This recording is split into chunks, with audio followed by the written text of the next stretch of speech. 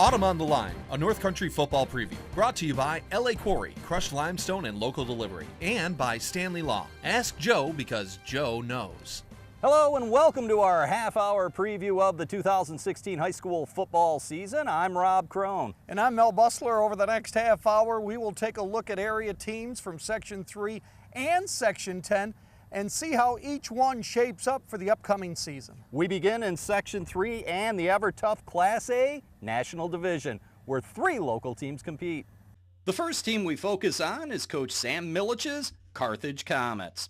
The Comets finished 2-2 in the division and qualified for the sectionals, where they lost to Fulton 20-14 in the quarterfinals in Carthage. The Comets look to improve on a 3-5 mark from last season, which included victories over rivals Indian River and Watertown.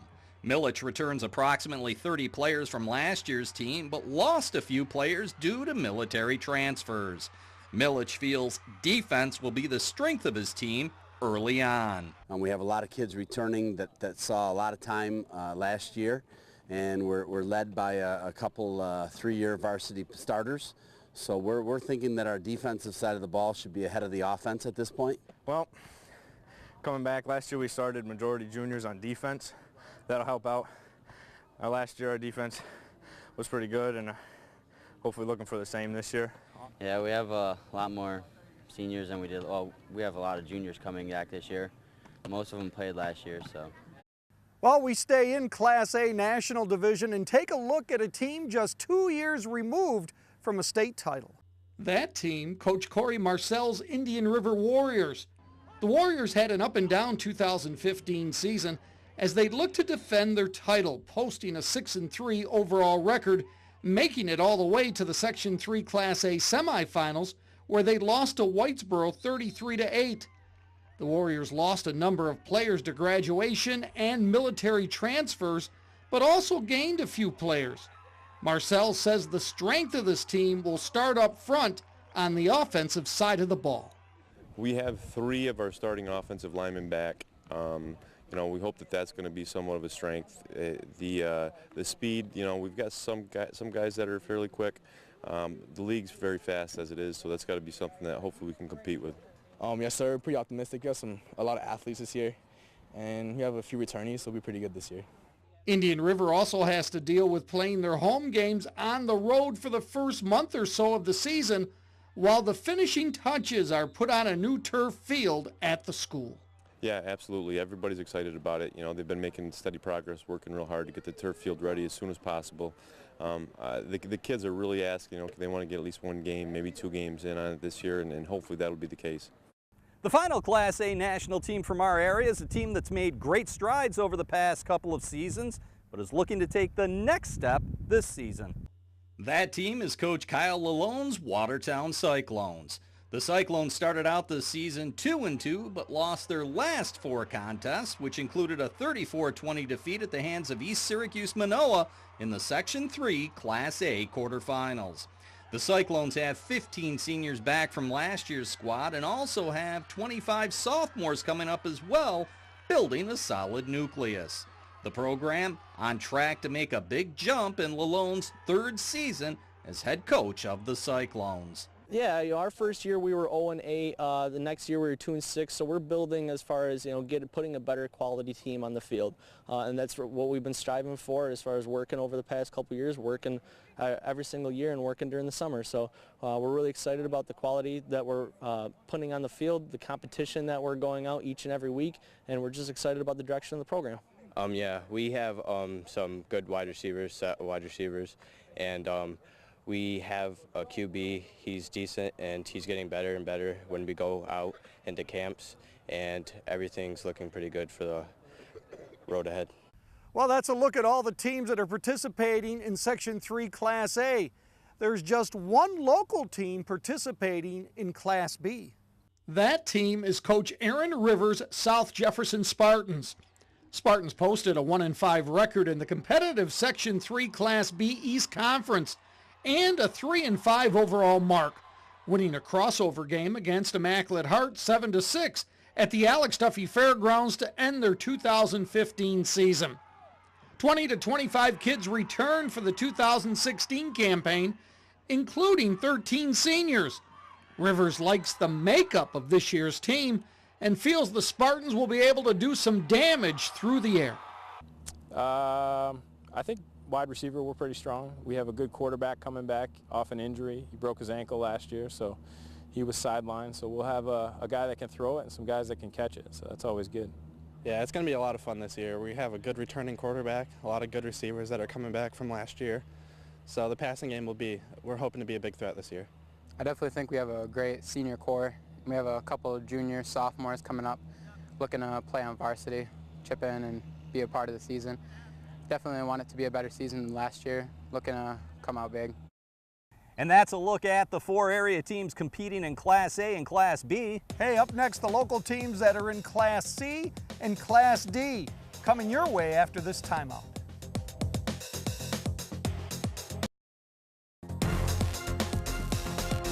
Welcome back.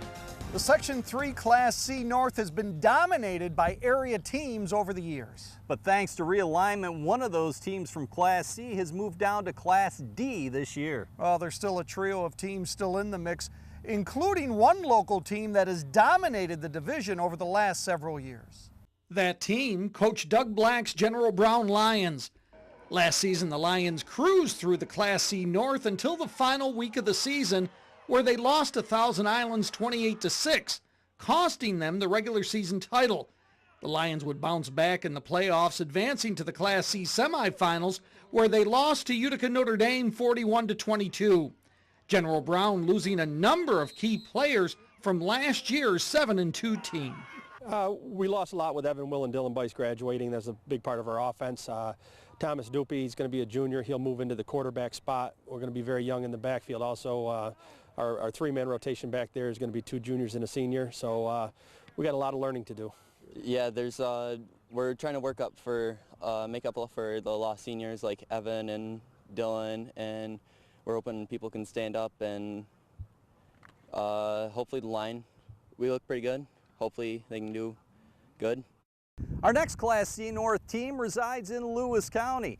They've come into the past couple of seasons with high hopes, but seen them dash due to injuries. That team, Coach Josh Kaufman's Lowville Red Raiders.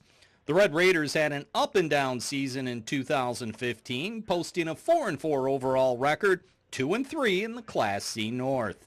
Numbers are up for the Red Raiders, and despite some key losses at the skill positions, Kaufman says expectations are high, and Lowville expects to be in the mix for a postseason trip this season. We got a lot of returners. We have 17 seniors on the roster this year, which for a Class C school is quite a few. Not too many class sizes of more than 12 or 13 is about the most I've ever had. So we're excited about that.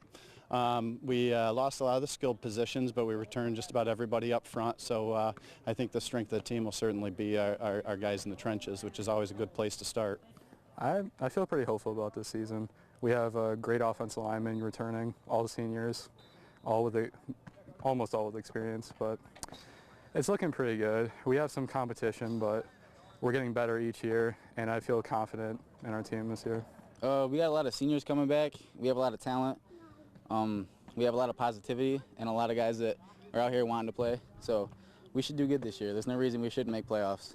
Well, the final team we take a look at in Section 3 Class C North is the defending regular season champions. Plenty of new faces in the lineup, including at the top. That team, Coach Ryan Kendall's Thousand Islands Vikings. Last season, the Vikings put together a magical year, winning the Class C North crown on the final week of the regular season, beating General Brown 28-6. The Vikings would fall in the opening round of the playoffs, though, losing to Holland Patton 10-7. This season, the Vikings boast a young group with a number of juniors and a few seniors back from 2015 6-2 team, and a new coach, with Ryan Kendall taking over for Joe Gilfus. I'm really excited for the opportunity to give back. This program meant a lot to me when I went to school at TI, so I'm just really excited for the opportunity to give back to the program any way I can. I think we'll do good. We got all of us have been playing together since we were young, so we got a lot of team chemistry, and I think we'll do good this year. Our new coaching staff, Ryan Kendall, he's a real nice guy. He's had some experience coaching modified for a few years. He's stepping up to varsity. He was last year also. But I mean, yeah, quite a new few plays, and it's going to be a good year this year. We now move on to Class D, where 3 and possibly 4 area teams will compete. The first team we take a look at played in the NFF last year, but made the jump back to Class D. That team, Coach Matt Leindecker's Beaver River Beavers. The Beavers finished 6-3 last year in the NFF, highlighted by a season-opening win over Sandy Creek, but fell to Tully 21-17 in the playoffs. Gone from that team are 12 players, but Leindecker returns 10 players that look forward to returning to Class D for the upcoming season. Yep. We're pretty excited. We feel like we can compete in any game, so everyone's seen the schedule, so it's every game we should be into. So.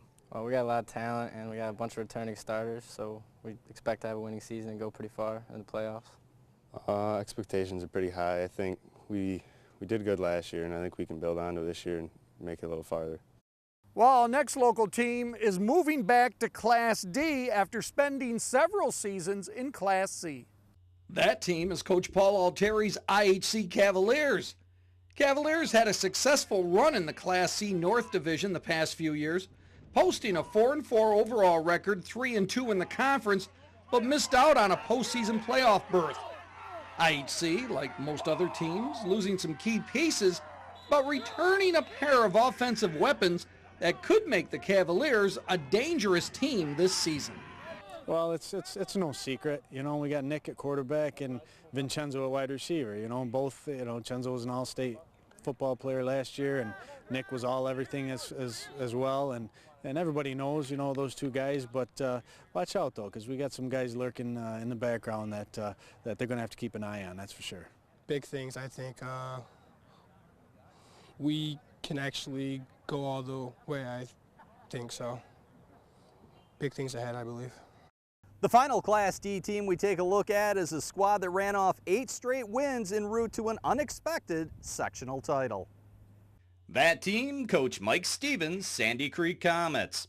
Sandy Creek posted a perfect 4-0 mark in Class D action and won the Section 3 Class D championship with a 32-12 victory over West Canada Valley, but lost to Tioga in the opening round of the States. Stevens only lost 5 starters from last year's 8-3 team and returns most of his skilled players, which could be bad news for the rest of the section. They've been working hard. I'm very proud of what they've done all summer. Their off-season started the Monday after we got beat in regionals, and they've been working very hard to prepare for this, and so we're excited to get started. We did lose a few key players, Tyler Brown, Alex Van Rye, but I think we have replacements for them. There's a couple of kids that have really stepped up and are looking to fill the role. And when we come back, we'll head up north and take a look at Section 10 teams. Stay tuned.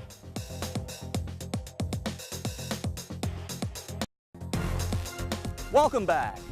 We now travel up north to Section 10 to take a look at teams competing in the 2016 season. Because those teams play in one bracket, we'll break them down in class. We begin in Class A. That team, Coach Anthony DiAgostino's Messina Red Raiders. 2015 an up and down year for the Red Raiders as they posted a 3-4 record in the regular season and failed to qualify for the playoffs. DiAgostino returns a solid group that has put in a lot of hard work in the offseason and hopes that translates into wins.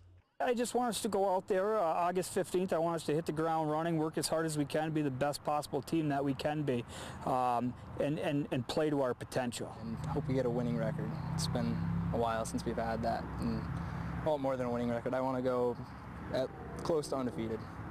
Years past, we've had a lot of talent, but this year we have both talent and we got guys in the weight room. It's just a lot better with the work. The team intensity is all there, and it's going to be a great season. Well, just like the South Jefferson Spartans in Section 3, there's only one Section 10 team that's in Class B. That team, the Malone Huskies. Last season, Malone rolled through Section 10, posting a perfect 7-0 record. The Huskies would beat Beekmantown 34-21 in the opening round of the Class B playoffs, but would fall to Schuylerville 44-12 the following week. The Huskies hoping to repeat that success this season. We now turn our attention to Class C, where 5 total teams compete. Our first team finished tied for second place. That team, Coach Tommy Close's Canton Golden Bears. Canton posted an impressive 5-2 mark last season. Gone from that team is most of the Golden Bears line, but they have a strong contingent returning in the skill positions. Close looking forward to building on last year's success. But my philosophy is defense wins games, and we've got to stop the opponent from scoring. But on the other side of the coin, we have to put up points too. If I had to pick one way, I'm a defensive guy on that part of it. But obviously, we need to have both sides of the ball, running at high order. Well, up next is a team that tied with Canton for second place in Section 10 football. It is a team that's always in sectional contention. That team, Coach Matt Tesmer's OFA Blue Devils. Last season, the Blue Devils finished with a 5-2 overall mark, losing to Gouverneur 21-0 in the Section 10 Class C playoffs. Tesmer lost 11 players from last year's team to graduation, but the cupboard isn't bare for the Blue Devils, with a number of key players coming back and expectations, as always, high for OFA. Yeah, we do have some experience out there, and we have some younger guys coming up this year that'll infuse us with some talent as well. So we're excited about what they can do, and we're excited about the guys that we already have and the leadership they're going to need to show for us to be successful this year. I think we'll be bringing a lot of the same players as last year, a lot of experienced people, and a lot of people have been working hard this year. I feel like we're going to do well. We have a group of young guys who are well experienced, and we'll do good for this team. Well, we've all been working really hard this summer, and we're trying to get the extra work in so we can be successful for the year. And if everything really clicks this year, we can go to another championship year. Well, when we come back, we'll take a look at the rest of Section 10 Class C after this timeout.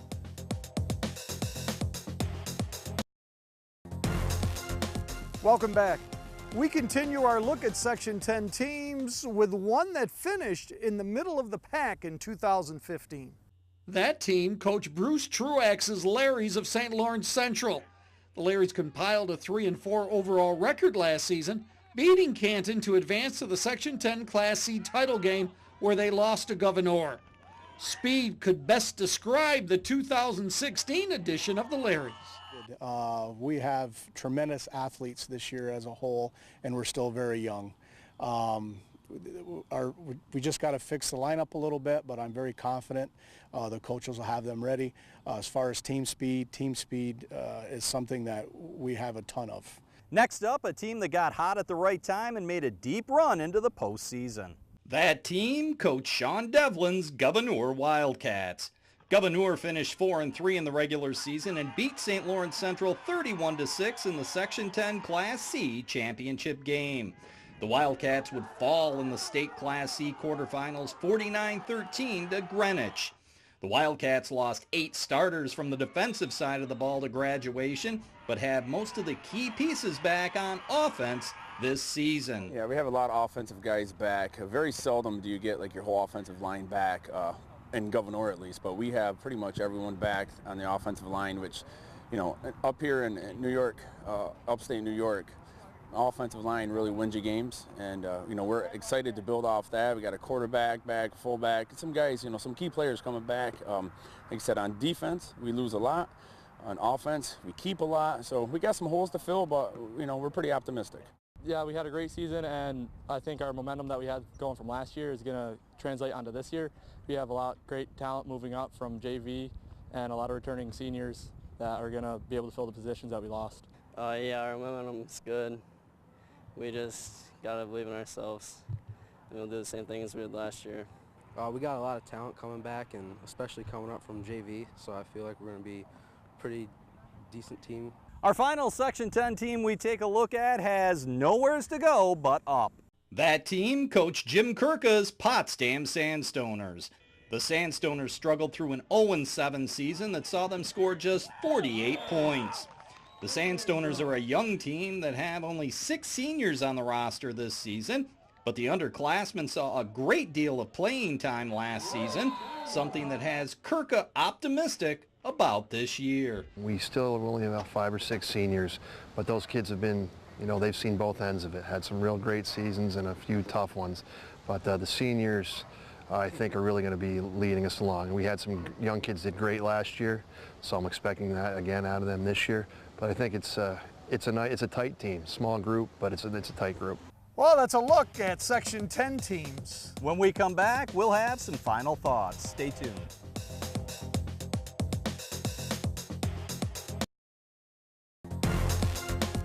Well, that's our look at area high school teams getting ready for the upcoming season. We'll see you out on area football fields throughout the season as your teams look to win not only a sectional title, but a state championship as well. Hey, thanks for joining us. See you at the games.